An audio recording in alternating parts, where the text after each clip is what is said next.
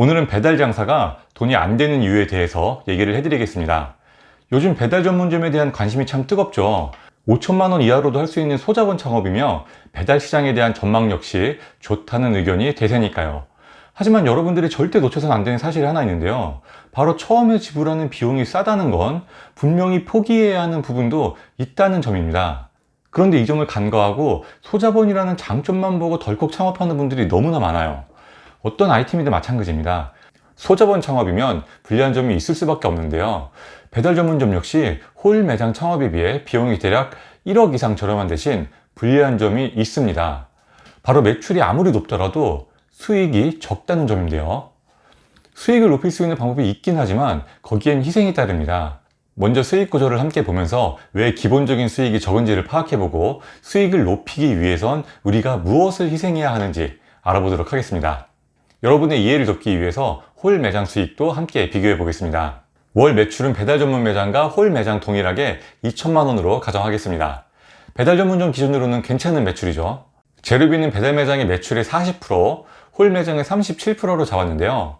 배달 매장은 포장비가 있어서 3% 더 높게 잡았습니다. 배달 매장 재료비는 30%에서 40% 정도로 보시면 되는데요. A급 프랜차이즈 같은 경우에는 40%가 훌쩍 넘는 것도 많습니다. 평범한 프랜차이즈나 원팩 제품을 사용하게 되면 최소 35% 이상이고요.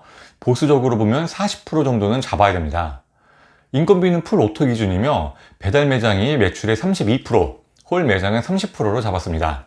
배달 매장 인건비가 32%인 이유는 주방 직원 인건비 15% 더하기 배달 대행비 22%에서 고객에게 배달 팁을 받으니까 배달 팁 5%를 빼면 32%입니다.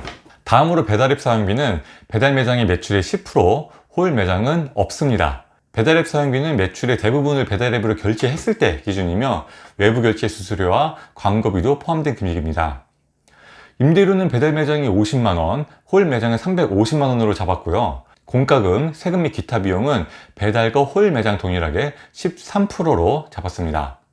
이 비용이 공과금 3%, 세금 5%, 나머지 발생할 수 있는 기타 비용 5%가 포함된 금액입니다. 이렇게 계산을 해보면 월 매출 2천만 원일 때 수익은 배달과 홀 매장 모두 50만 원으로 동일합니다. 배달과 홀 매장 수익이 같으니까 훨씬 싸게 창업한 배달 매장이 이득인 상황입니다. 인건비를 풀 오토 기준으로 계산했기 때문에 사장님이 직접 일한다면 본인 인건비만큼을 더 가져가겠죠. 배달 매장 매출 2천만 원이 만만한 매출은 아니기 때문에 사실 이것보다 못 벌어가는 경우도 정말 많습니다. 하지만 예비 창업자라면 솔직히 이것보다 더 높은 매출을 기대할 거예요. 내가 하면 남들보다 더 잘 될 거라는 자신감은 누구나 갖고 시작하는 거니까요. 그래서 현실은 쉽지 않겠지만 어쨌든 남들보다 매출이 월등하다는 가정하에 계산을 한번 해보겠습니다. 여기서 주목해야 할 점은 배달 매장과 홀 매장의 변동비 차이인데요. 배달 매장의 재료비가 3% 더 높고 인건비는 2%, 배달앱 사용비는 10%가 더 높잖아요. 다 합하면 15%고요. 이것이 의미하는 건 매출이 늘어나면 배달 매장의 비용이 홀 매장보다 15%만큼 더 늘어난다는 얘기입니다. 이게 어떤 결과를 가져오는지 매출 3,500만 원일 때를 예시로 보겠습니다. 매출은 배달과 홀 매장 똑같이 3,500만 원으로 늘어났는데 수익을 보면 배달 매장이 125만 원, 홀 매장이 350만 원으로 차이가 벌어집니다. 앞서 말했듯이 배달 매장의 변동 비용이 15%만큼 더 늘어났기 때문인데요. 매출을 좀 더 극적으로 높여서 5천만 원이라고 가정해 보겠습니다. 배달 매장이 이 정도면 동네에서 손꼽히는 매출입니다. 그럼에도 불구하고 수익은 200만 원밖에 남지 않습니다. 그에 비해 홀 매장은 650만 원이라는 높은 수익이 나오죠. 보시는 것처럼 매출이 높아지면 홀 매장은 수익성이 좋아지는데요. 반면에 배달 매장은 수익성이 거의 제자리 걸음입니다. 배달 매장이 창업 비용도 싸고 월세도 싼 대신에 15%씩 비용이 더 늘어나면서 매출이 아무리 높아도 본인 인건비 외에 큰 수익을 기대하기는 어렵게 만드는 거죠. 여러분의 이해를 돕기 위해 저는 배달과 홀 매장이 같은 매출이라고 가정했는데요. 사실 현실에서는 홀 매장보다 배달 매장 매출이 20-30% 정도는 더 낮게 나온다고 봐야 됩니다. 그렇다면 배달 전문점 하면서 돈을 꽤 번다고 하는 사장님들도 있는데 그건 다 거짓말일까요? 꼭 그렇지는 않습니다. 대부분은 앞에 보여드린 것처럼 낮은 수익성에 묶이겠지만 그걸 극복하는 상위 10%의 사장님들도 분명히 있으니까요. 제가 초반에 드린 얘기 기억하시나요? 배달 전문점이 기본적인 수익은 적지만 다른 걸 희생한다면 수익을 높일 수 있는 방법은 존재한다고요. 그 방법은 두 가지가 있는데요. 첫 번째는 노동 강도를 높이는 방법입니다. 즉 사장님이 직접 배달을 하는 거죠. 요즘 배달 전문점 하시는 분들은 배달을 직접 안 하시고 100% 배달 대행을 쓰는 경우가 많습니다. 하지만 매출이 높은 매장의 경우 사장님이 직접 배달을 한다면 인건비를 5%에서 10% 정도는 절약할 수 있습니다. 만약 매출이 5천만 원이라면 수익으로 250만 원 이상을 추가로 더 벌어갈 수 있는 거죠. 이게 가능한 이유가 장사가 잘 되면 배달 음식을 3건에서 5건까지도 묶어 나갈 수 있어서인데요. 업체에서는 이걸 한 번에 나간다고 해서 배달 대행비를 깎아주지는 않습니다. 건별로 배달 대행비를 다 받아요. 하지만 사장님이 직접 배달한다면 한두 건 배달할 시간에 5건도 배달할 수 있는 거니까 효율이 엄청나게 좋아지는 겁니다.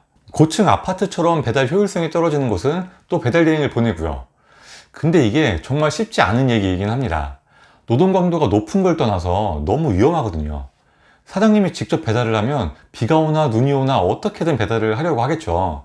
시간이 돈이라는 생각에 운전도 험해지게 됩니다. 안 그래도 오토바이 운전이 위험한데 사장님이 직접 운전하면 더 위험해지는 거죠. 그리고 행여라도 사고라도 나면 그 피해를 온전히 사장님 혼자서 다 감수해야 됩니다. 그래서 사실 저는 사장님들께 직접 배달을 하라고 권하고 싶지는 않습니다. 물론 배달 직원을 고용하는 법도 있긴 한데요. 이것도 문제인 게 요즘 배달기사님들은 다들 대행업체 끼고 일하는 걸 선호하셔가지고 직원 구하기도 상당히 어렵습니다. 구했다고 하더라도 배달 직원 관리하는 게 또 보통 힘든 일이 아니고요. 참 여러모로 쉽지 않은 방법입니다. 수익을 높이는 두 번째 방법은 프랜차이즈나 원팩 제품을 포기하는 것입니다. 오늘 제가 기준으로 한 재료비 비중은 매출의 40%였는데요. 나만의 매뉴얼로 조리를 한다면 재료비 비중을 30% 정도까지는 낮출 수 있습니다. 아니면 배달비 1,000원 받던 걸 2,000원, 3,000원으로 올릴 수도 있는 거고요. 어쨌든 내가 들인 원가 대비해서 고객에게 돈을 더 많이 지불하게 하는 거죠. 하지만 이것도 쉽지는 않은 얘기입니다. 특별한 기술도 없는데 어설프게 재료비만 아낀다면 그 제품은 당연히 팔리지 않겠죠. 그래서 재료비를 적게 쓰더라도 더 좋은 제품을 제공할 수 있는 특별한 노하우가 있는 사장님만이 쓸 수 있는 방법인 겁니다. 대부분의 사장님들은 수익이 낮은 것도 싫고 배달을 직접 하는 것도 싫고 프랜차이즈나 원팩을 포기하는 것도 싫으실 겁니다. 하지만 소자본 창업이라는 엄청난 장점을 취하고 싶다면 어쩔 수 없는 희생은 따를 수밖에 없겠죠. 배달 전문점을 생각하는 분들께서는 소자본이라는 장점만 보지 마시고요. 내가 무엇을 희생할 수 있는지도 반드시 고민해 보시기 바라겠습니다.